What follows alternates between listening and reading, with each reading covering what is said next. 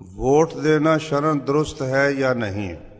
اگر کوئی مذہبی جماعت والے ووٹ مانگیں تو ان کا کیا حکم ہے؟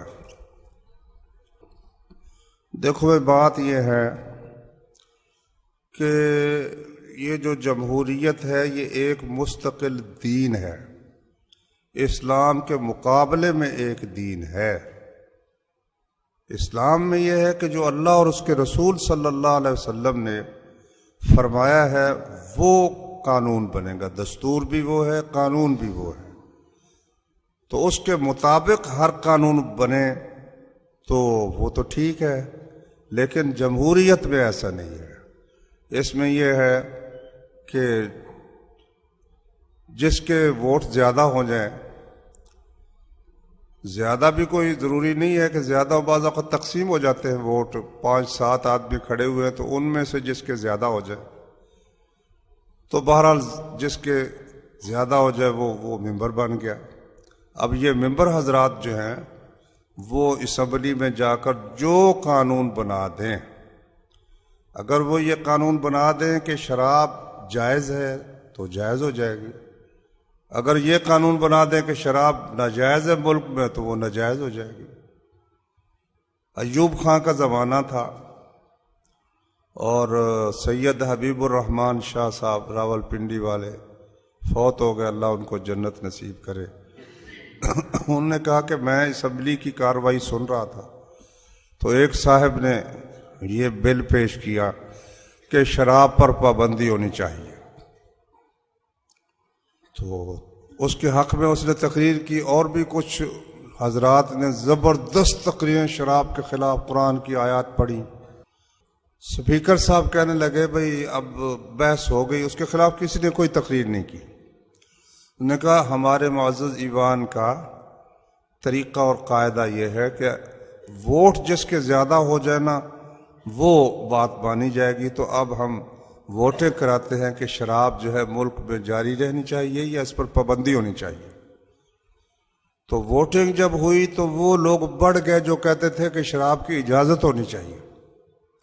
ایک مولوی ذاکر صاحب ہوا کرتے تھے، جنگ کے معذور تھے، کرسی پر آتے تھے، انہوں نے کہا ساتھی سے میری کرسی جلدی یہاں سے نکال لو، کہیں اللہ کا غضب آ کر اس کی چھت نہ گر پڑے۔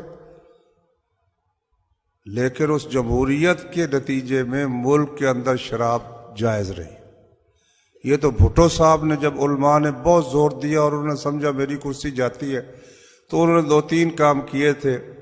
ایک تو شراب پر پابندی لگا دی، ایک جمعہ کی چھٹی کر دی، اور ایک قادیانیوں کو کافر قرار دے دیا، غیر مسلم قرار دیا۔ یہ ان کے اچھے کام ہیں بہرحال۔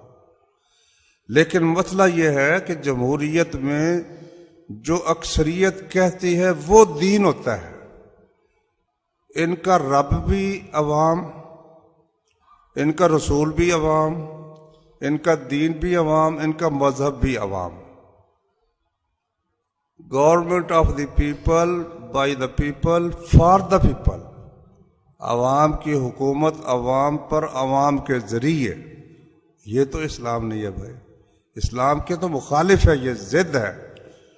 اچھا، جماعت اسلامی پہلے یہی کہتی تھی، اس کے بعد جب قرارداد مقاصد پاس ہوئی اس میں یہ انہوں نے مانا کہ پاکستان کے قانون جو ہے وہ قرآن و سنت کے مطابق بنائے جائیں گے۔ تو جماعت اسلامی نے کہا کہ اب یہ جو ہے نا یہاں کا قانون یہ اسلام کے مطابق ہو گیا، اب یہاں ووٹ دینا بھی جائز ہو گیا۔ لیکن کتنے ہی قانون اس وقت دستور کے اندر موجود ہیں، انہوں نے ایک طرف یہ کہا ہے کہ قرآن و سنت کے خلاف کوئی قانون نہیں بنے گا، اور ساتھ ہی کہا ہے کہ فوج اس سے مستثنا ہوگی، اور اسی طرح بازار مستثنا ہوگا، سود جو ہے سود مستثنا ہوگا، فلاں چیز مستثنا ہوگی، فلاں چیز۔ عملاً اس کو معطل کر دیا قرآن و سنت کو۔